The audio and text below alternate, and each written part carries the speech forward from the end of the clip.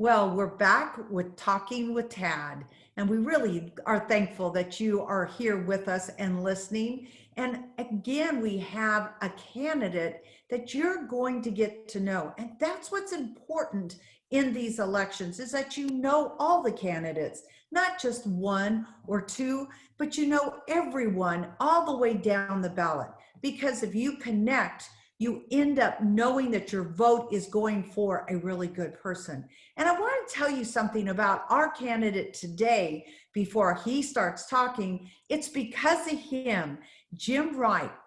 He called and asked for an interview. So, and to ask if he could talk with me. And in that conversation that we had, he says, Tony, would you ever think about interviewing me for TAD Talks? And I went, well, never thought about that before. And there was the birth of Talking with Tad, all because of Jim. So Jim, thank you for that. We are very excited that this has been a great informational piece. And we're excited to introduce you to the viewers and to our readers also. So ladies and gentlemen, today you're going to get to meet Jim Wright, who is running for the Railroad Commission, as you can see on the one slide that gives you details about him. So welcome, Jim. Thank you for being here today. Tony, thank you so much for having me here. I remember our conversation, and again, I remember you saying that you would consider that, and thank you from the bottom of my heart of having me here. You know, it's important for me to tell people who I am, what I stand on, where I came from. You know, I was really proud of the fact of people supporting me through the primary and the fact that we beat an incumbent. And I think that that goes to show that people are ready for a change, especially when it comes to our industry and having sustainability in that so that our economy is upheld here in Texas. But you know, me and my background, I've lived in Texas all my life. I've never been a politician before. I've never sought a political office. You know, my passion has always been around the energy sector, oil field, petrochemical, and along with utility and what that meant to our economy here in Texas. And one thing that experience has brought me to is recognizing that oil and gas is what Texas's economy is built on. And in the years of that experience, you know, I've been fortunate enough to deal with our industry daily, on a daily basis, and to have a lot of interaction with our residing railroad commissioners. And it was in that brought me to this race and recognizing that the Railroad Commission, I feel, needs to do a better job in upholding what its regulation and what it is it stands for. And for those that don't know, and I ask this question frequently on the campaign trail, who in here knows what the Texas Railroad Commission is? And I'm shocked sometimes that I don't get very many people that raise their hands. So people that don't know, the Texas Railroad Commission is the most important state agency when it comes to our economy and what drives our economy here in Texas, in that it governs the oil and gas sector, the coal and uranium mining sector, and it oversees our safety and environmental issues there. And in addition to that, they have a duty to uphold what that means for our economy here in Texas, and that they come up with interaction with that industry, with the people of Texas, to develop paths forward to sustain that market. So that, you know, it's just shocking on people don't really know that. And I think that it is important in the future for us to get out and educate people on what the Railroad Commission is, what the oil and gas industry is, what fossil fuel really means for our economy and for people's future and what they're paying for energy versus what we're seeing today in a lot of the media that's out there in renewable energy, and giving people facts and weighing what those really mean for our future and our economy. You know, when you look at fossil fuel versus renewable energy, fossil fuel has proven time and time again to be the most economic thing that we have when we're looking at commodity cost. When you look at renewable energy and you look at the facts that surround that, and I'm not saying that I'm against renewable energy.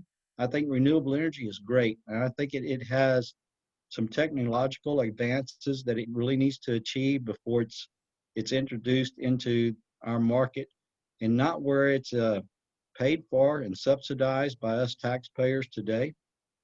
When you look at what it's done to California as an example, we've seen where California has experienced rolling blackouts, and those are due to kind of the simple fact that our past government, our federal government, allowed that renewable energy to have the preference on our electrical grid.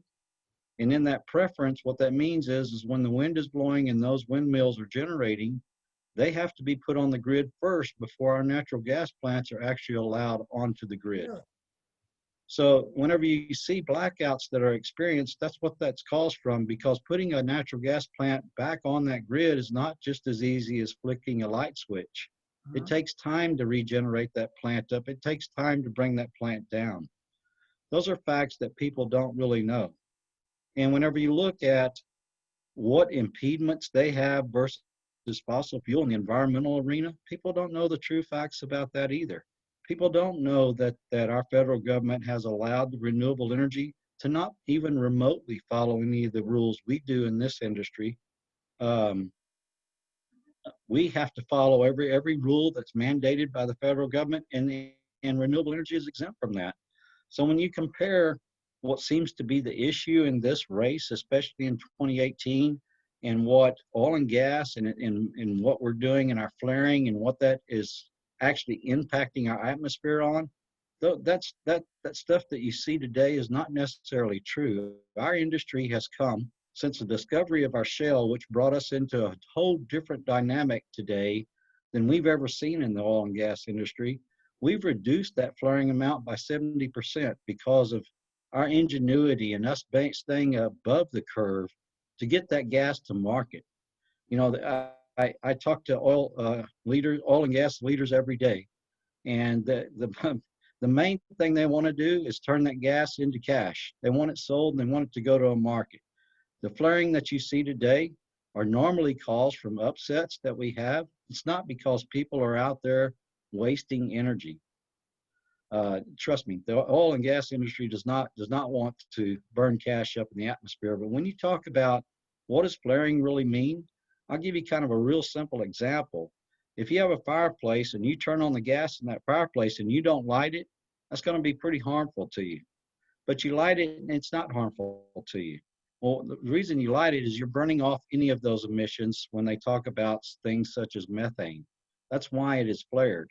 What you really have coming at that's being emitted off of that natural gas is CO2 and water, which has not been proven to really be an impact on anything that's environmental. Wow. So those are the facts that I think we, as an industry, the Railroad Commission needs to really start educating people on, putting the money and the time and the effort forward to get that into the media, to show what the true facts are whenever we talk about what is the bottom line and what is the impact to our environment. I don't think that people in Texas, in fact, I know people in Texas do not want to pay 8 times more for their energy cost Right. if they knew what the facts were. I have to say, I thought I was fairly informed because I've always listened to other railroad commissioners. You have just given some really very interesting facts that I think are very easy to understand. And I never thought about you have to shut one plant down to start one up and then shut that down and the other one. And no wonder there's those blackouts. That's logical, but who thinks about it that often, except for people that are in the industry? So, my opponent talks about capturing that gas at the wellhead and turning it into electricity there. She's a trial attorney. She has no experience really in what really goes on in the industry other than what she's learned in a trial in a court of law. But whenever you try to turn that gas through a generator and put it onto an electrical grid, I fail to see what the difference is in getting wires to that wellhead versus getting pipelines to that wellhead. In fact, I think you would have a tougher time getting wires to that wellhead to get it into the grid because of those rules that are implied today with wind energy. You can't just dump electricity into the grid. We have created rules that has allowed Renewable to be the first one to get on it. So if they're jetting and the wind is blowing, you can't put it in the grid anyway. Wow. The cost of that infrastructure is way beyond the cost of what we see in pipeline gathering systems. I think it's important for us as Texas to plan better on how we're going to keep that gathering system and the pipelines that have been proven time and time again alongside of what our production is. And I think it's just as important for us as Texas to recognize who our competition is and what is our market, and to develop a good plan that Texas can get behind so that we have sustainability and discontinue what we've seen in the history in peaks and valleys. And for us to do that, that plan's going to have us as Texas behind it so that we get the recognition of our federal government to support us in making those things happen. Because the shale play has brought us totally in a new dynamic. This is not that complicated to understand. We now have enough capacity to service not only our domestic needs, but worldwide needs. So we have competitors in both of those markets. It's just like any other business. I heard another politician that's running for political office say it the best the other day. The government needs to really kind of stay out of business, and business needs to get more involved in government. And I truly believe that. We had an interference come up not just very long ago at the Railroad Commission whenever we got attacked by international competitors, and the pandemic hit us so hard, to bring up pro-rationing, where government goes out and we tell our producers, okay, you can only produce so much because we don't want to waste that energy. To me, that was inviting more government regulation into this industry. We already deal with a lot of that now that impedes our economic success. I can tell you, because I live and breathe it every day, I'm in the environmental business. Oil and gas industry, the people here in Texas are probably the most environmental minded people I have ever met in this nation. And I've been all over the world doing that type of business. There is no way that we are looking at doing anything to harm our environment.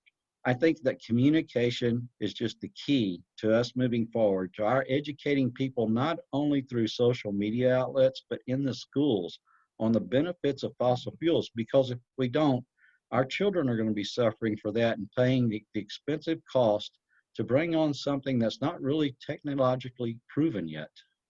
Well, I love the idea of getting involved in the schools and educating, and because get them young to understand. I mean, of course, you have many people involved. I mean, involved in the oil and gas, but there's many of us that aren't.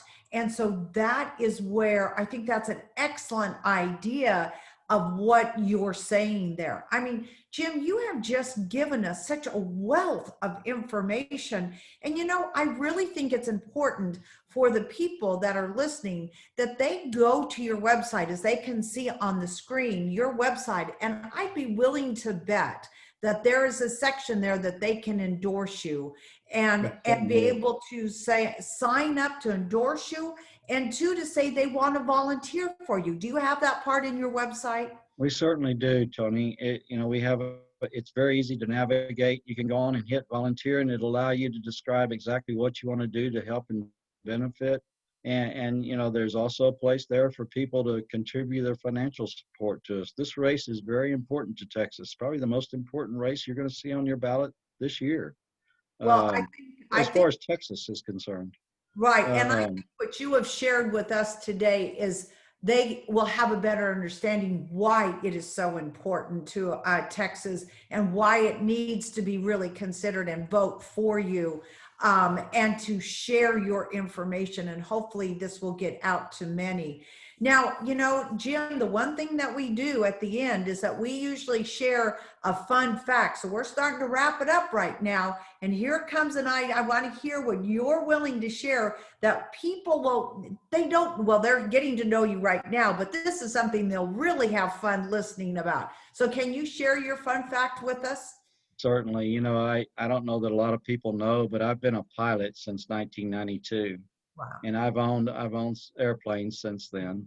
I had one in particular, and I had an employee that worked for me that was a manager in Houston, and I was always calling him to say, hey, I'll pick you up in the plane and we'll go look at a certain project. And he always told me, he said, until you have your first crash, I will never get in that airplane with you. And I asked him, I said, why is that? He said, because I've never heard of a pilot having two crashes. He said, so after your first crash, I'll go everywhere. Well, it just so happened that I had an engine lockup, and I didn't necessarily crash, but I ended up landing in a field and damaging the airplane a little bit, but I was unscathed. And he called me immediately after that, and he said, you can pick me up anytime, and I'll go anywhere with you, because statistics is not in the favor of you doing that again. So that has always been a fun fact for me. That is a fun fact, and that's a great fact that you're still with us. I'm glad you were not hurt and that you are here running for railroad commissioner. And Jim, we wish you the best. Ladies and gentlemen, I will tell you, he is such a personal gentleman, and he helped out a friend. I asked him a question, and I said, would you help out a friend from high school, which was 50 years ago, and he did.